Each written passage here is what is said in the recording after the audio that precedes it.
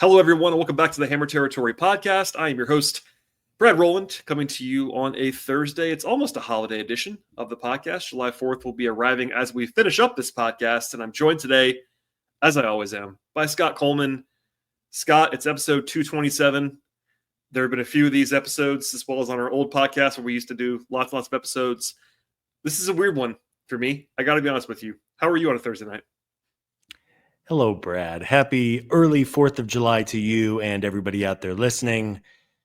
I am in a weird place as a fan and as a podcaster of the Atlanta Braves because this team is in a weird spot they have not been in 10 years at this point, maybe 11 years. I was thinking about this earlier today. Tell me what you think. This season to me kind of feels like 2014, where there was some expectations and hype and excitement. But obviously, it's just not going to happen, or it's probably not going to happen, we should say. Maybe they're not fully dead yet. But to me, it feels like 2014. Of course, 2014 was the end of an era. They sold the entire world a few months from now in 2014. I don't think that's going to happen. We're actually going to talk about that a little bit later in the show. But it's weird times right now to be a Braves fan. It certainly is, and that's probably the best semi-recent comparison for this team is 2014, and that's a long time ago. We weren't even doing podcasts yet. You and I have been talking for a long time. We hadn't even started yet in 2014. So a lot has happened. If you are a new listener to the show, or if you perhaps are joining us again right now, then that's interesting timing. We welcome you back to the show for sure. We should also plug, we did an emergency episode. It wasn't Scott and I. It was actually our colleagues Sean and Steven on Wednesday to chronicle the latest in the disastrous news for the Braves. And it's Spencer Schwellenbach going down. We can give our reactions now, I guess. It's better than the worst case scenario. It's not a Tommy John. It's not a long-term injury, but also it's not good for a team that has no margin for error.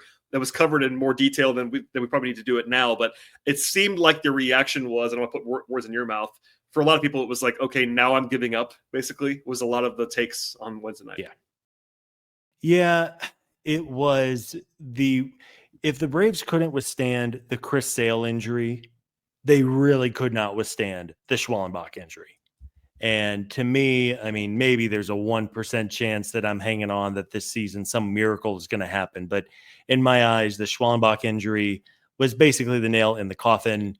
No Sale, no Schwellenbach, no Ronaldo Lopez, no AJ Smith-Shawver. The Braves are legitimately going to run like pretty close to a Gwinnett Stripers rotation here pretty soon if they don't go out and add somebody off the veteran scrap heap or add somebody who can eat innings. It's just for a team a year ago that suffered so many injuries on the offensive side of the ball. This year, the pitching staff has just been ravaged. 4 out of 5 of your opening day starters are now down. It's just, it's crushing. And just when I saw the announcement of a fractured elbow without any like immediate reason why that elbow was fractured was just another, punch in the groin when we're in the middle of a season with a whole bunch of punches to the groin. Right. And Spencer did talk about it to the media for a few minutes on Wednesday night, and he was relatively upbeat, clearly frustrated because the guy wants to pitch. He's a competitive guy, and all these guys want to win. It is what it is. But I identified with that. It was certainly not great, especially for a team. And, Steven shared this stat that people probably heard already on the show, but about how the Braves have allowed so many fewer runs than the Dodgers, and they're still like 17 games behind. So it's run prevention has not been the problem for this team. We all understand that, but now it's going to be a problem. And that's kind of what the negative framing is like. Hey, they already couldn't score, and now they probably can't prevent runs in the same way that they have been. Because the only reason why they're even still alive right now, if they are alive, is the run prevention. And if that goes down the drain with 2 of your top 3 starters out, plus the depth that you mentioned, it's pretty dire. I'm not even sure I'm zagging. Maybe I am zagging a little bit here, Scott, in a way that perhaps I am prone to do. But you kind of casually said a 1% chance of saving the season. I think I'm going to be the rogue guy of the 4 of us, even more positive than our good friend Sean Coleman, who can make anything sound positive. I want to kind of say that it's not totally over. Am I allowed to say that on the podcast? Is that a permissible? Now, I will give the context necessary to defend this take, I'm not saying I'm optimistic because I'm definitely not optimistic. But I think it's like they still have like a 10% chance versus a 1% chance. I mean, that's not a huge difference, but it kind of is. Does that make rational sense? I'll explain it. Am I crazy?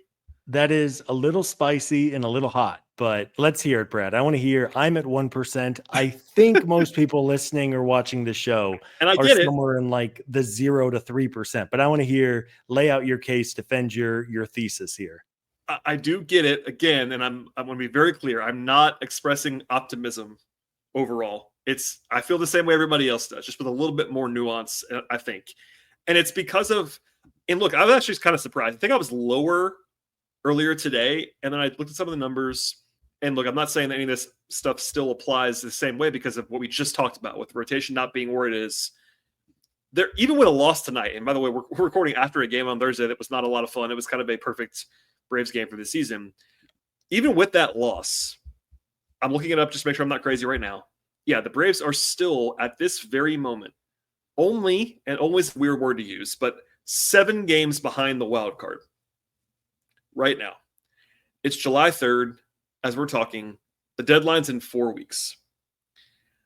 I would not buy if I was the Braves because of what we just said. Like, the chances are really low. You don't want to mortgage anything in the future right now. That would be silly to do. I'm not saying otherwise.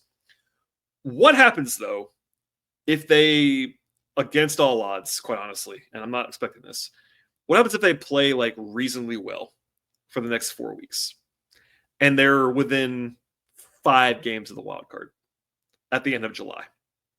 What happens then? Like, I'm not saying they're going to win it. At that point, they're still big underdogs. If you're 5 back at the end of July, no matter what you do, you're an underdog to make the playoffs by a decent amount.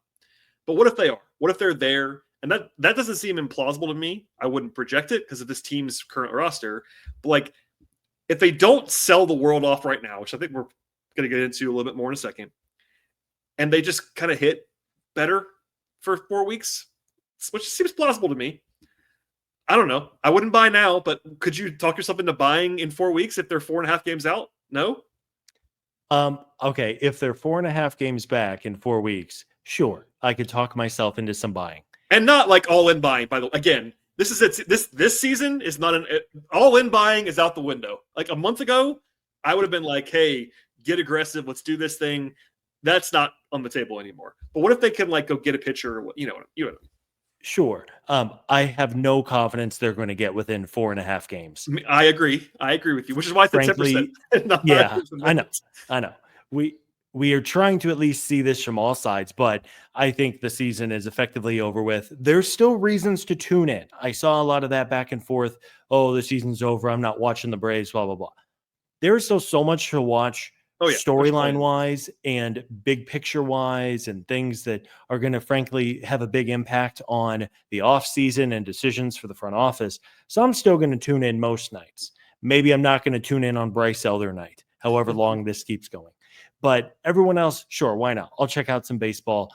But I mean, yes, if by some miracle between now and July 28th, when we're 72 hours away from the deadline, if they are somehow 4 or 5 games back, even with like 5 teams ahead of them, even if they make up some ground, I think the Braves have 7 teams ahead of them, 8 teams in the wild card. Too many teams is the answer. Yeah. So it's virtually, well, no, actually it's more than that. It's like 12 teams. I think they have a better record than the 3 teams. Pirates and the Rockies and the Nationals. That's correct. They're in 11th place in the National League. Good freaking Lord. So yeah, I don't think we're going to have a lot of buying conversations from this point out, but weirder things have happened.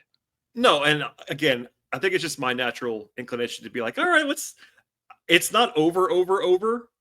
It's just like kind of over. There's the meme of like, it's so over. We're so back and we're back. I'm not saying we're so back. That's not what I'm saying. I am very pessimistic as everybody is.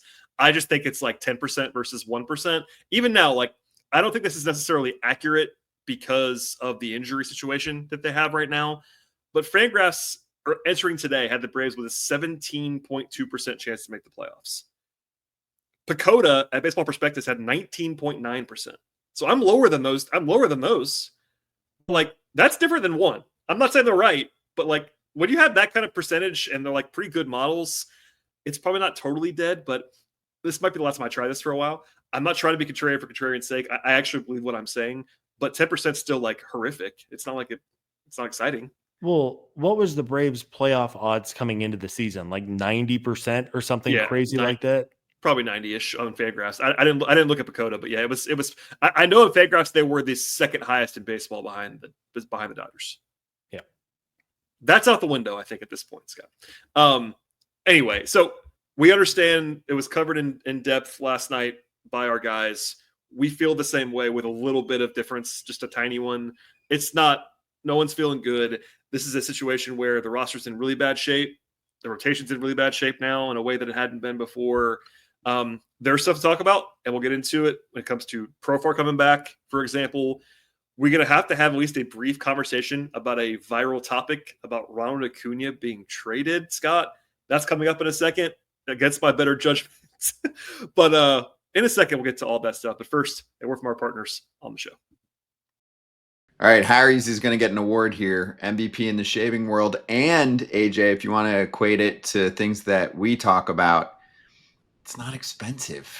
And it's super versatile, right? The company itself, because there's other products that you can get on the site, deodorant, body wash, etc. But for your everyday shaving needs, Harry's has you covered. And you look at the pricing, you look at the quality, and you're like, wait, why was I using the old classic brand for a long time? Listen, as somebody right now that needs a Harry's, I've just been lazy. Harry's, I have plenty of them lined up, ready to use. You can use them for more than one shave, which is huge for me. And the pricing is right. I got to go get my Harry's because my neck beard is sick. But Harry's will fix that. It'll line me up straight. It'll no bumps, no cuts. It's exactly what I need for a great price. That's right. Get the edge on your shave with Harry's. Normally, their trial set is $10, but right now you can get it for just $6 at harrys.com/foul. That's our exclusive link, harrys.com/foul, for a $6 trial set. All right, Scott, dealer's choice. Do you want to do the Ronald Acuña trade segment first or talk about the other stuff first? Let's get the Acuna segment out of the way because somehow this has taken the entire universe by storm based on a 3-minute conversation on MLB Network this week. Yeah, and it kind of that had some offshoots, but I believe it tracks back to Joel Sherman of the New York Post doing I think he's a regular on that. I think he's a regular on MLB Network. Anyway, he's a prominent guy, prominent writer, been around for a long time. He did a segment in conjunction with some other people, basically advocating for the Braves to trade Ronald Acuña. And the reaction was swift. Now, he isn't the only person in the world that believes this. I do believe it's maybe a TV segment. It's what you do sometimes, But I think people are kind of overlooking some of the key points of this.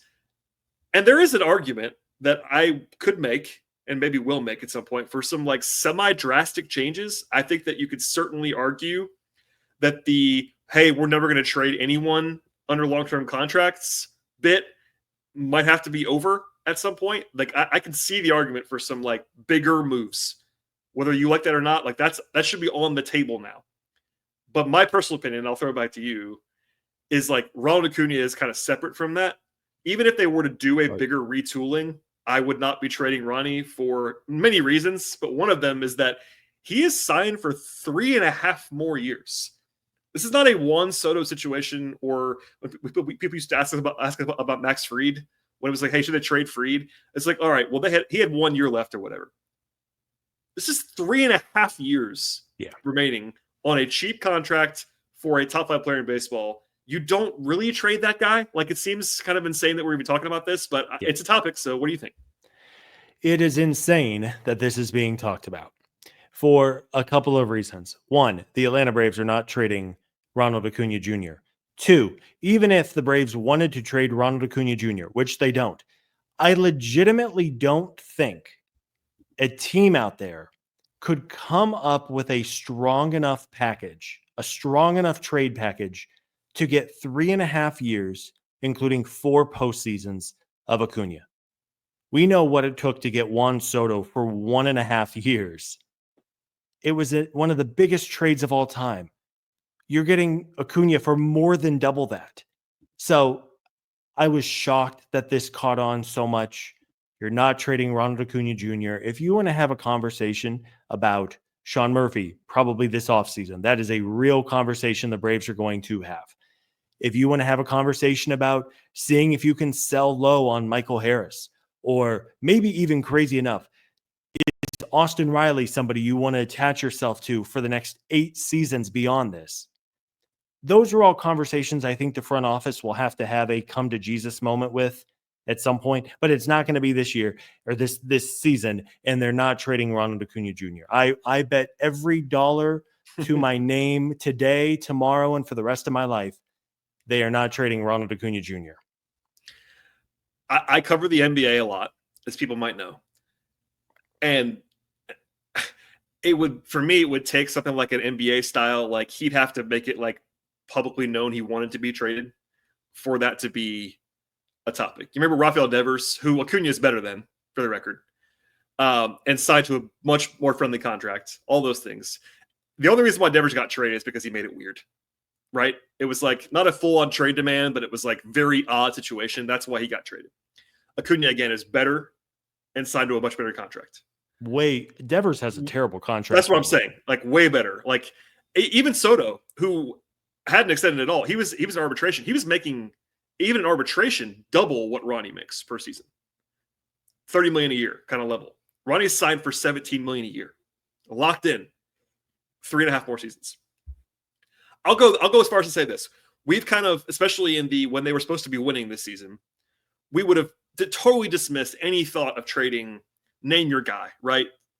Riley, even, I'll use Olsen, my guy, whatever. Olsen, Harris, any Sale even. I could make an argument right now for the Braves to trade anyone on the roster. I bet you I could make a coherent argument other than maybe Schwellenbach and Ronnie. I can't make an argument for trading Ronald Acuña Jr. Like, I wouldn't make an argument to trade Matt Olson, for example, who like has a really good contract, has been their most valuable player this season. Ryan's been better on a per game basis, but even Sale, like we love Sale. We absolutely love Chris Sale. He's 36, 37 years old. Like you can make an argument to trade him. I wouldn't, but I get it. Riley, you just said same thing. Harris is an easy one at this point. Ozzy, name your guy. Murphy, because of the Baldwin factor. Maybe you wouldn't trade Baldwin, obviously, because he's on the way up. Anyway, even then, you'd be more likely to trade someone like Baldwin or Schwellenbach, who I still would never trade right now, than you would to trade Ronald Acuña. So it's insane. I find it crazy, but because it got so much traction, and there are people, and I do believe just fundamentally, this is my media brain now, I think it was like, oh, the Braves are in a really, really, really bad spot right now, which we agree on for the record. Hey, if we're ever going to do this segment on Ronald Acuña being traded, their most famous player, it should be today. That's probably my guess is how they got there, but it's still very silly in my opinion. Yeah. I mean, silly is a nice word. Silly. Yeah. I can't believe we're having the conversation. There are real questions about this roster, short-term, long-term. How drastic and aggressive does Alex Anthopoulos in the front office want to be? Do they feel like this is a blip and it's a bad period of 16 months and they're going to come out better in 2026 with some more on the margins changes, some personnel changes for sure, but more of like your supplementary players than your stars? Or are we going to see a really drastic offseason where they really move some pieces around? I don't know. It's probably a bigger, deeper conversation for another day. It is. But it's also just sad that we're having these conversations because this team was just unbelievable from 2018 up until the injuries last year. And ever since, it's just been one thing after another after another. You're right. And we'll save a lot of the bullets of what this could be. And there is nuance. I think I said it already, but I'll just say they probably need to at least think about the blanket policy of never trading anyone that signed an extension, because if you have no flexibility, I mean, I cover the Hawks. I'll use the term that we've used with the Hawks the last couple of weeks. Optionality is a popular word. The Braves don't really have optionality right now. They have a lot of guys locked in, and if you're unwilling to trade any of them, Doesn't mean you can't fix the situation, but it just makes life a lot harder. There's only certain levers you can pull if you just will never, ever trade one of those guys. And when it's going well, it was great. I mean, you're set up really well, but it's a bigger conversation. But we agree on Acuna. I do think if people just sit down and say, hey, how long is he signed for again? Like, if he was signed for a year after this, I would actually understand the conversation.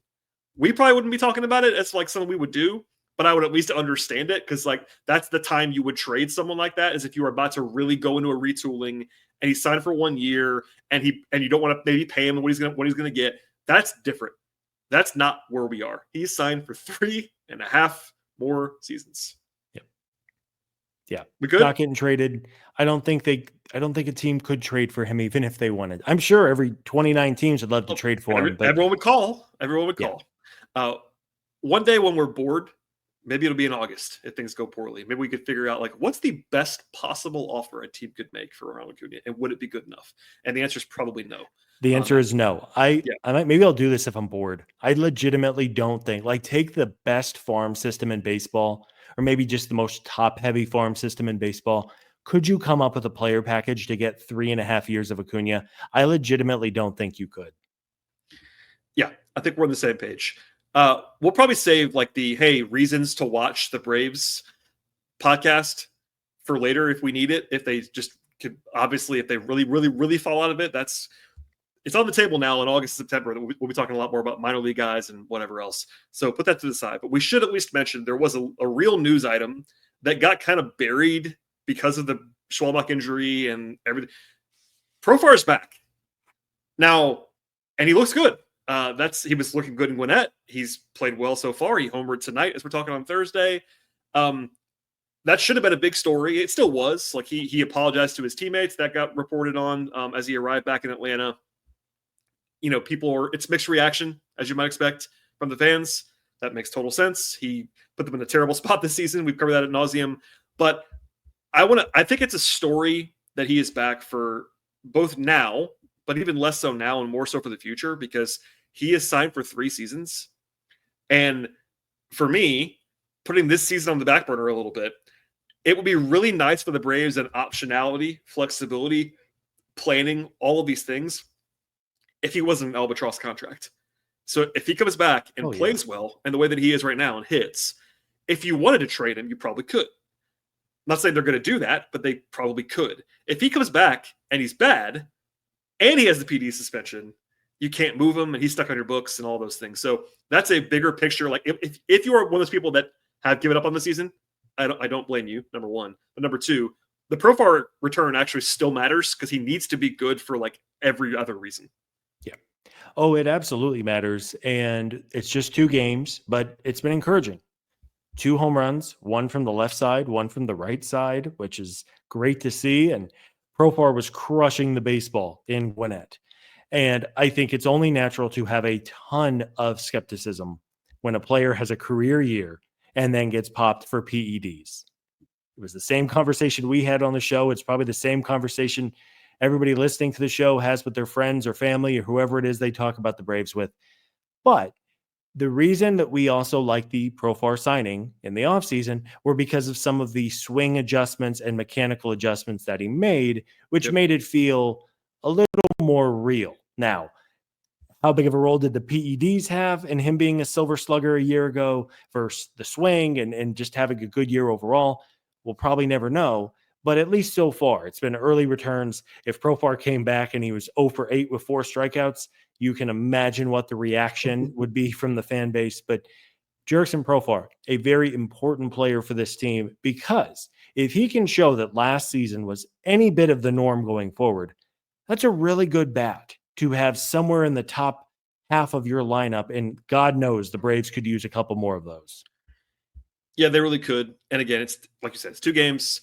But he is back. Left field, as we covered ad nauseum, has just been such a complete and utter wasteland for this team that maybe if you want to find some optimism, and again, I'm not saying you have to, he's a real baseball player. I feel confident in that. He's not going to be a total and utter zero. I feel good about that. In 2 games, Profar has more home runs than Braves left fielders had given them in something like 175 plate appearances. Yeah, it was like 2 months. Yeah, Eli White had one, and I think in Milwaukee, and since then, and Verdugo, I don't know if Verdugo ever hit the warning track. Dear God, thank the Lord, we are moving on from him. But yeah, hey, Profar, a reason to tune in, see how he does. If he can give the Braves some real production, and then just more confidence that what he's doing moving forward is going to be someone they can count on, would be huge for this team. I totally agree. And we'll probably have a couple more thoughts on what happened the last couple days. We're not going to do a full-on game breakdown of these games because we don't need to. First, though, a new segment, and it's our DraftKings player segment. We are sponsored today by the folks at the Pick 6 app from DraftKings. All you have to do at that app is pick more or less on the stats for two or more of your favorite players, and you're in the mix for cash prizes. And the player spotlight today is Matt Olson. Now, a lot of the Braves have been struggling for a while now, but the two guys who haven't been are Ronnie, who's been a little bit shakier recently, but still, he's great, and Matt Olson. And the reason why he's the spotlight segment today is that Matt has now reached base in 33 consecutive games. We all know he never misses games. He's been playing every day for literal years now, but he's now reached base for more than a month consecutively. It's the longest streak for the Braves since 2020 and the longest active streak in all of baseball. Matt has been really good, basically, for a while. It's going to get lost. I get it, but this is actually a real thing, and I think it probably should be acknowledged. So, what have you seen from Olson lately? I know he's really having a good season. He should probably be an all-star, but what do you make of this run that he's on, and how much do you care? I think in a season where so many things have gone wrong, we can overlook things that are going right. And Olson has been terrific. Really, for most of the season, he has been the one and only constant in this lineup. And not only just offensively, but defensively, Matt grades out exceptionally well in the eyes of the fielding metrics. He's almost certainly going to win a gold glove over there. And it feels like a legitimate gold glove. And not only a gold glove, but a fielding Bible award at first base, which is probably a better indication of how good you are as a fielder. And then we've seen the pop. The home run ball has come back the last few weeks, had the grand slam on Wednesday night, which was great to see. And when it's all said and done, Matt Olson might finish the year as the best first baseman in baseball in terms of WAR. He's right up there with Pete Alonso and Freddie Freeman. It's going to be a 3-horse race to the very end. But yeah, can't say enough good things about Matt. He has been one of the few rays of sunshine this season, and he deserves the credit that we're going to give him here. Yeah, you mentioned it, but he's on pace for like a 5.5 WAR season at Fangraphs, maybe even more than that at Baseball Reference if you prefer that version of wins above replacement. But he's been comfortably their most valuable player this season. Again, on a per game basis, you could certainly argue for Acuna or Sale or even Schwellenbach maybe. But given the injuries to those guys and Ronnie got the late start, Olson leads the team in all of the WAR metrics. He is, to your point, the leader in Gold Glove, Platinum Glove, whatever you want to say at first base. And he's on pace for 30-plus home runs. Again, he isn't hitting the same way he was 2 years ago. That's fair to say, when he was shattering power records. But he's just been an awesome player this season. And, not a surprise. This has been a star player for a long time. But he's having a star-level season, and he's the only one other than Ronnie who could say that for this team. So a real bright spot. Want to shout him out today on the first ever DraftKings Player Spotlight segment. And now, Scott, we will look at the Pick 6 options for Friday's game. It's July 4th, and it's a big one. All right, Scott, I have a couple of picks for Friday between the Braves and the Orioles, and they're both in the more side of things. For Baltimore, I'm going to go with the more on old friend Charlie Morton getting more than 4.5 strikeouts. The Braves will strike out on occasion, as we know, and old friend Charlie is capable still of getting those strikeouts. On the Brave side, I'm going to go with the more on Matt Olson. And in fact, they have hits available here, but I'm going to go with the more on Matt Olson, more than 0.5 home runs, which means a bigger payout, but also Matt Olson has been staying hot, certainly capable of a big old swing in this spot against old friend Charlie Morton, or if they need to get into the bullpen for Baltimore, we will go with the more on 0.5 home runs for Matt Olson. Pick Six from DraftKings is the most fun way to play fantasy sports. Download the DraftKings Pick Six app now and use code FOUL. That is code FOUL for new customers to get a special sign-up offer. Better payouts, bigger wins, only with Pick Six from DraftKings. Gambling problem? Call 1-800-GAMBLER. Help is available for problem gambling. Call 888-789-7777 or visit ccpg.org in Connecticut. Must be 18 and over. Age and eligibility restrictions vary by jurisdiction. Pick Six not available everywhere, including New York and Ontario. Void where prohibited. For additional terms and responsible gaming resources, see picksix.draftkings.com/promos. All right, Scott. Briefly, any takeaways from the two games that have not been covered on this feed? Our guys, Sean and Steven, recorded before the game Wednesday because of the emergency nature of the Schwellenbach injury. So we have 2 game sample size here. One good on Wednesday at a breezy win, and one pretty bad on Thursday. It was kind of a reversion. Again, not a full breakdown, but anything you wanted to at least note from these 2 games? I think my only real takeaway is that Didier Fuentes needs to go back to Gwinnett. Well, Scott, to be replaced by whom would be my question to you. Right. There's no options. And that's why I would not be surprised at all in the next day or 2 or 3 if Alex Anthopoulos goes out and signs somebody. It might be Kyle Gibson, who has the worst advanced metrics you have ever seen, and it's not going to go well. I know people have mentioned Kyle Gibson because he had 2 good starts in AAA. It's probably not going to go well, but I would rather throw Kyle Gibson in this lost season and have Didier Fuentes go back to Gwinnett and develop and pitch against minor leaguers, which is where he should be. He is the age of a college sophomore.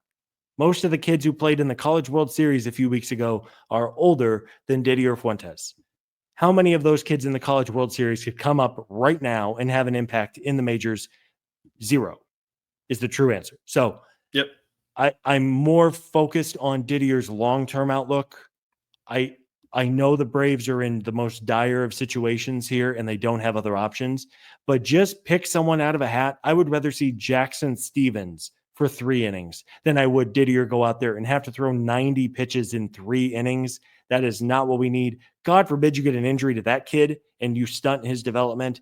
I think that was my one and only real takeaway from these 2 games. Yeah, and I think I saw this from a couple people this week that I trust, and it was like, hey, this is maybe a reminder to all of us that there's a lot that has to go into pitching, that it's more than about the stuff that you have. Because he has good stuff already. He has major league stuff. He does. The numbers say that. The eye test says that. He has major league stuff already. Yeah. But there is more to pitching than stuff. And that he's a shining reminder of that. And look, to be 100% fair to him, he isn't the problem in the rotation. He's a problem in the rotation right now, but you're 100% right. He shouldn't be there. It's not his fault. Bryce Elder, we've talked about it a lot, but I'll just give the numbers and we'll move on. Last 4 starts for Bryce Elder, 15 2/3 innings, 22 earned runs, 7 home runs allowed. I don't think Bryce Elder is that bad, but it's been that bad for 4 starts. Do you know, I looked this up tonight because I'm a crazy person.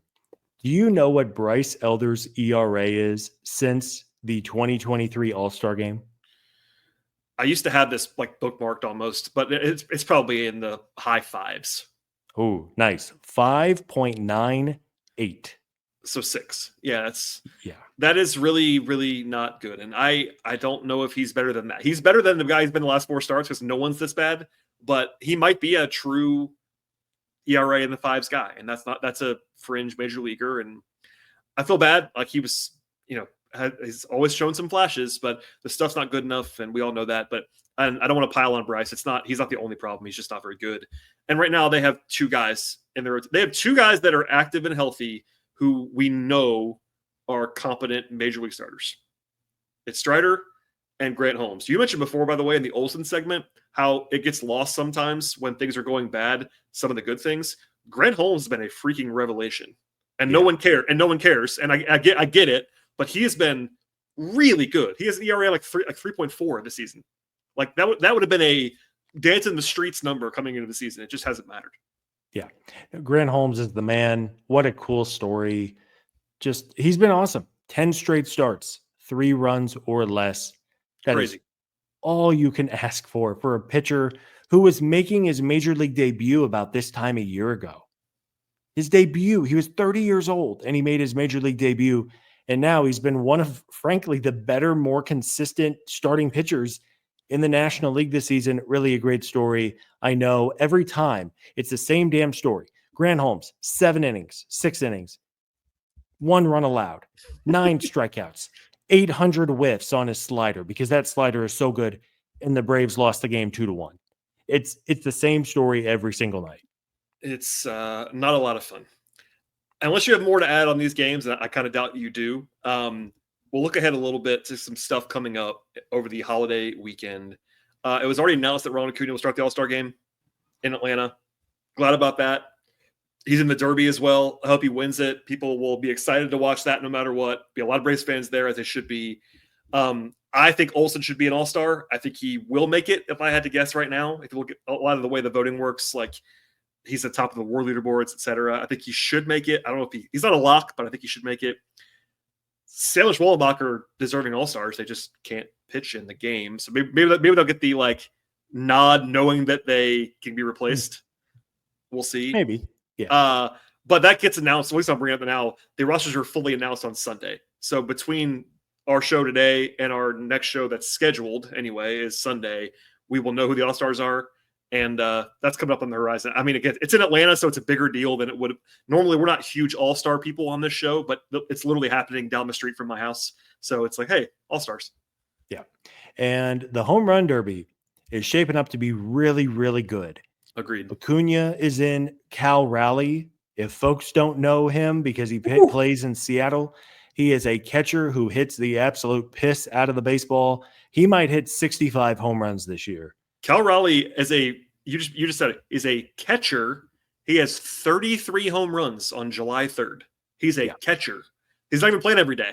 That's really hard. He's playing a lot for a catcher, but he's not playing catcher every day. He's DHing some, whatever. He's on pace for 60 home runs as a catcher. Yep. That's impossible. That's ridiculous. And then today, James Wood, who is just a phenomenal hitter for the Nationals, said he's in. Oh boy, if you have tickets to the All-Star or to the Home Run Derby and you're in right field, you should bring a glove because you are going to get some baseballs headed your way. James Wood's going to hit a ball over the chop house. I'm pretty sure he has freak power. It's shaping up to be really good. So we know 3 of them so far. Hopefully the fact that Acuna and Raleigh and Wood are all in there, that they'll kind of draw in the other sluggers. You have to think Pete Alonso is going to do it. Well, he's in it. He loves it. The guy that I want to see, the guy I want to see is Shohei. If they can get Shohei to do it, that'll bring the place down. I don't know if they'll be able to get him to do it, but if he'll do it, that'd be. You got Acuna and Shohei and Woods as a prospect. Not only a prospect, like a young guy, Raleigh. That'd be awesome. Anyway, I will be watching. I'll be covering basketball that week, but I will be watching the Home Run Derby because I enjoy it, generally speaking, and I hope Ronnie competes. And for me, I don't know if he's gonna be the best. He's done it before. I don't know if he's the best Home Run Derby candidate because it's kind of an interesting power that he has, but he'll be entertaining and put on a show. So looking forward to that.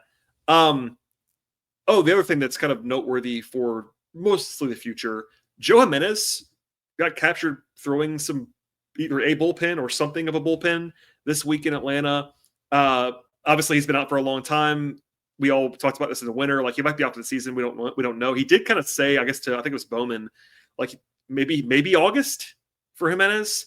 I would not rush him, but and by the way, he is signed for next year, which matters a lot. But he was really, really, really good pre-injury, and they've missed him. But that's a good, encouraging sign that he's throwing in a setting like that. Yeah, great sign. If folks have not seen the video of Joe Jimenez throwing, he also looks like he's dropped a decent amount of weight. He is a big human being. He's a big man. Yeah. I did not realize just how big. I mean, on TV, it's kind of hard to pick up, but I saw Joe Jimenez in Arizona either last year or the year before, comes out of the bullpen, and he was 6. I think he was listed at 6'3", 270 or something like that. I'm looking it up now to make sure. I think you're right. He's not on the active roster. Okay, so here's the 40 man. This is great radio. Yeah, listed at 6'3", 277 on the Braves official roster. That's a big boy. Yeah, that's a defensive end in the NFL. So it looks like Joe did slim down a bit, which I'm guessing was on the recommendation of his doctors. Mhm. Anytime you're rehabbing a knee injury, the less weight you can put on that thing, the better. The less torque you're putting on that knee, the better. And I mean, frankly, Joe Jimenez, if he comes back this year and looks good, he's probably my odds-on favorite to going into the offseason, at least, to be the team's closer next season. Maybe Dylan Lee, although I think having a lefty who you can move around a little bit is probably more valuable than locking him into the ninth inning necessarily. But yeah, it's not a small thing. If Joe Jimenez can come back and looks good and can kind of put the knee injury behind him, that would be a notable development in the second half. I agree. Again, for this season, if they can somehow stay in it, it'd be very helpful. But even if they can't, getting him on the mound, ready for next year. He's paid next year a good amount too. Like that's not a guy that you could just like cut bait on. He's owed guaranteed money next year. Hopefully he's back and ready to go. Last thing, unless you have more to add, is that the Braves are hosting the Baltimore Orioles, who I like to call the American League Braves this season. They're I would say the equal probably of the Braves as far as being disappointing. They've actually been worse than the Braves. Now, they weren't projected to be quite as good as the Braves are, but the Orioles are 37-49 with a negative 87 run differential. They're bad. They're bad. And I'm surprised by that. Talented team, but 3-game series at home at Truist. And you know where I'm going first, Scott. Come on. We know where I'm going first. Friday night, July 4th. If you listen to this podcast before then, my guy, old friend, Chuck Morton on the mound for the Orioles. Listen, speaking of guys that could just change clubhouses, how about Alex just makes a handshake deal with Charlie Friday morning? Charlie, just walk across the field, start the game for the Braves instead. That won't happen. By the way, but he's also paid a lot of money. But hey, it will be fun to see him back in Atlanta. Hopefully he is cheered. He should be cheered rousingly by the fans. Oh, yeah. Hopefully that happens. And also it's Strider. It's always fun to watch Strider pitch. So Friday night's the fun game of the weekend. Yeah. I hope they show the clip of Charlie Morton in the World Series pitching on a broken leg and striking out Jose Altuve on a broken leg. It was truly one of the most badass things I have ever seen a professional athlete do. Just Charlie's the man. He better get a big ovation. I will be legitimately disappointed in the fans in attendance if they don't give Charlie a big old ovation. Really a good human being too. You want to talk about a player who you ask, who's Charlie Morton? You will not find a soul who says a bad word about Charlie.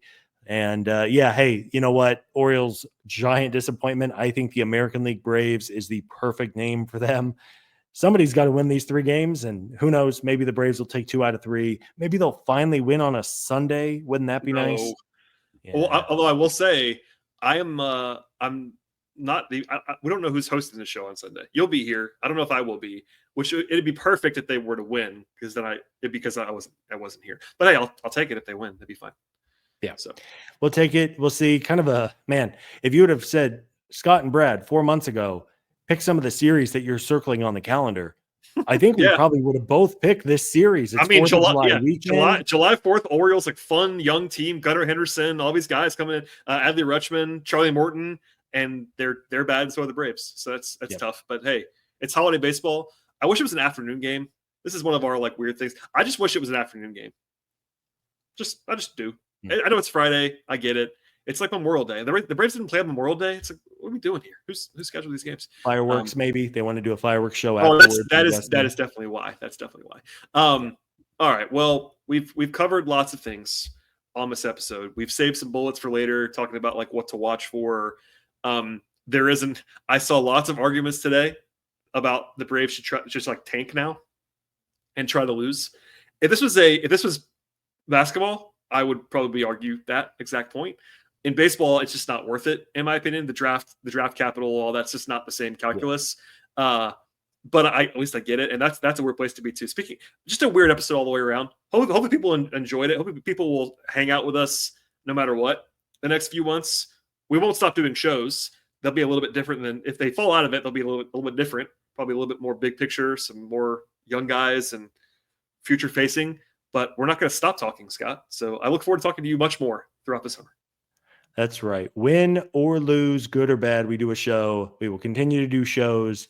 a big thank you to everybody for continuing to check out and support the show. I don't know about you, Brad. I get them pretty regularly. People tweet me and say, hey, I'm really sorry you have to do a podcast about this team right now. Yeah. But we appreciate it. And that means a lot to us that you guys are does. thinking of the show. We try to keep these upbeat. We try not to sit here and just bang our faces against the table for 25 minutes and go, all right, have a good night, everybody. We try to bring content. We try to bring nuance to discussion. And if you're a new listener, welcome aboard. Happy to have you. But yeah, we'll be back Sunday. Maybe the Braves can win a couple. In a challenging year, we'll take all the wins wherever we can get them. That's 100% right. Please subscribe to Hammer Territory anywhere you find your podcasts. We're on Apple and Spotify, Overcast. We're also on YouTube. Follow us on social media at Hammer Territory. One more PSA. The game on Sunday is 11:35 a.m. Eastern time start. The Roku game. Scott will be in bed when that game begins, I'm pretty sure, on the West Coast of things. And also a plug. Our guy, Steven Tolbert, was on Foul Territory today. So if you want to go find that, that's available for you on the Foul Territory feed. Did a great job. Represented us very well. And check that out. Follow Scott if you want to on social media. He's really, really excited about movies and things sometimes.